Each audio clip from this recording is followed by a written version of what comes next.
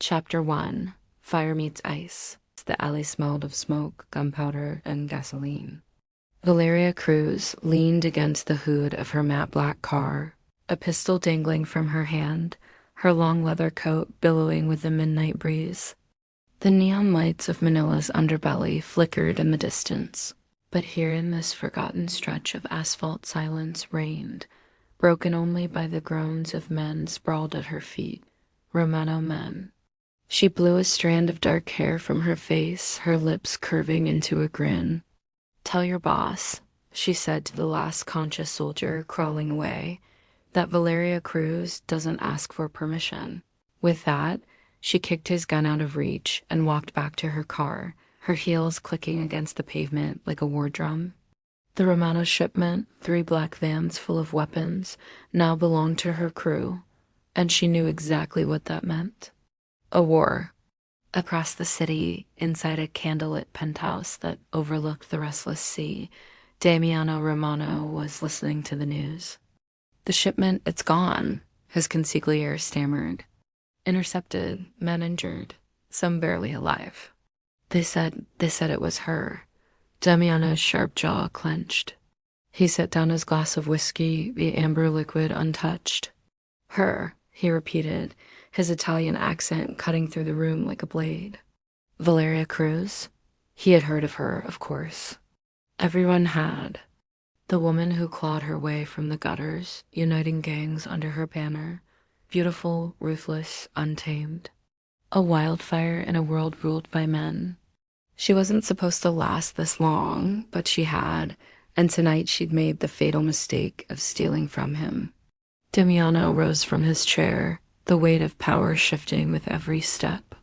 "Find her," he ordered, voice calm but lethal. "I'll deal with this." Personally, by dawn, Valeria was back in her safe house. Her crew celebrated, bottles of rum clinking, laughter bouncing off graffiti-stained walls. But Valeria? She sat apart, watching the sunrise bleed through cracked windows. The thrill of victory pulsed through her veins, yet beneath it was a quiet unease. She knew Damiano Romano was no ordinary enemy. He wasn't just another gang leader with too much pride. He was the boss, strategic, merciless, patient. And if there was one thing Valeria had learned in her bloody rise to power, it was this. Patience killed faster than bullets. Still, she smirked to herself, swirling the last of her rum in the glass. "Come and find me, Romano," she whispered. "Let's see if your empire can handle a little fire." That night, she didn't have to wait long. Valeria walked into an underground club, her territory, her people when the music abruptly cut. The crowd hushed, and a ripple of unease spread through the room. At the bar, sipping his drink as if he owned the place, sat Damiano Romano himself. Her crew reached for their weapons. "Boss, say the word." "Stand down," Valeria said sharply, her eyes locked on the man across the room. Damiano stood, his presence commanding, his suit immaculate, every movement controlled. His cold gray eyes never wavered from hers. The air grew heavier as he approached, pushing through the silence. Valeria's pulse quickened, but she refused to let it show. She wasn't just a gangster tonight. She was a queen facing a king. "Senorita Cruz," Damiano said smoothly, stopping a breath away. His gaze flicked over her face, her lips, her weapon resting casually at her hip. "You've caused me quite a problem." Valeria tilted her head, her grin sharp. "Problems are just opportunities in disguise, Romano."